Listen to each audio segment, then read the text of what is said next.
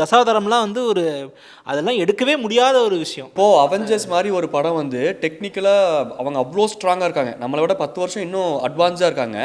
Plus அந்த technical terms வெளியே தெரிகிற அளவுக்கு அவங்க காமிச்சிடுறாங்க. இது வந்து நம்ம கல்ச்சர் ரூட்டடான ஒரு படம். ஸோ டெக்னிக்கலாக சவுண்ட் ஆகலை, பட் அந்த டெக்னிக்கலாக அதுக்கு ஈக்குவலான ஒர்க் இதுலையும் இருக்கு. டெக்னிக்கலாக சவுண்ட் ஆகாமல் இருக்கலாம். சாதாரண மக்களுக்கு வந்து டெக்னிக்கல், அதாவது கமலஹாசன் மேல இருந்து திடீர்னு அந்த சுத்தியில் எடுத்து அடிக்காமல் இருக்கலாம், டெக்னிக்கலாக சவுண்ட் ஆகாமல் இருக்கலாம். மக்கள் பார்க்கும்போதே இப்போ அந்த அவெஞ்சர்ஸ்லாம் வந்து டெக்னிக்கலாக சவுண்ட் ஆகுது, இது டெக்னிக்கலாக சவுண்ட் ஆகலையே தவிர்த்து அதுக்கு ஈக்குவலான டெக்னிக்கல் ஒர்க் இதுலையும் இருக்கு. தசாவதாரம் படத்தில் இரண்டாம் குலோத்துங்க சோழனுடைய வரலாறு இருக்கும். ஸோ அதில் தான் வந்து இந்த சைவ வைஷ்ணவ போர் வந்திருக்கும். ஸோ அதாவது சைவமா இல்லை வைஷ்ணவமா அப்படின்னு சொல்லிட்டு, சிவனா இல்லை விஷ்ணுவா அப்படின்ற அந்த போட்டி. ஸோ அந்த போட்டியோடைய ஆரம்பம் அது வந்து வாலி சார்கிட்ட டிஸ்கிரைப் பண்ணுறப்ப வாலி சாருக்கே தெரியாது.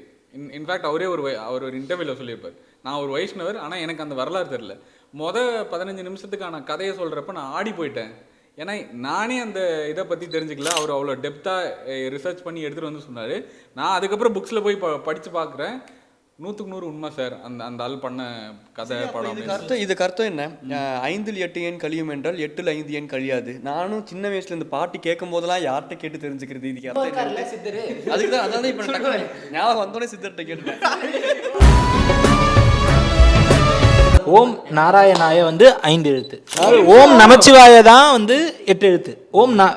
பார்த்தீங்கன்னா ஓம் வந்து நம இச்சி வாய ஆரா, ஓம் சேர்த்தீங்கன்னா 8 எழுத்து. நாராயணாய 5 எழுத்தா, இது 5 எழுத்து. ஓம் நமச்சிவாய, ஓம் நாராயணாய. இந்த அளவுக்கு நாலேஜ் இல்லாமல் நான் சின்ன வயசுல என்ன நினைச்சேன், விஷ்ணு 4 தான் வருது, சிவ இன் அப்படி பார்த்தா கூட 4ல் 3 கழிஞ்சா 3. இப்போ 8ல் 5 எண் கழியும் என்றும் 5ல் 8 எண் கழியாதுன்னா இப்போ 5 - 8 நீங்கள் பண்ண முடியாது, அது மைனஸில் போகும், நெகட்டிவாக இருக்கும். இப்போ 8 - 5 பண்ணலாம் அப்படின்ற மாதிரி இருக்கும். ஸோ வந்து இதை வந்து நாங்கள் அக்செப்ட் பண்ண முடியாது, நாங்கள் வந்து 5ல் இதை கொண்டு அக்செப்ட், அதுதான் நினைக்கிறேன். அதுக்கு பின்னாடி இருக்க ஃபிலாசபி எல்லாமே புரியுது ப்ரோ. மைனஸில் ஓகே, நான் டிவைட்லாம் பண்ணி நான் கால்குலேட் பண்ணிருக்கேன். அந்த சதுரங்க பட வேட்டையில் சக்கரவர்த்தியாக வாழலாம் அப்படின்ற மாதிரி நான் பார்த்துக்கிட்டு இருக்கேன். கடைசியாக பார்த்தா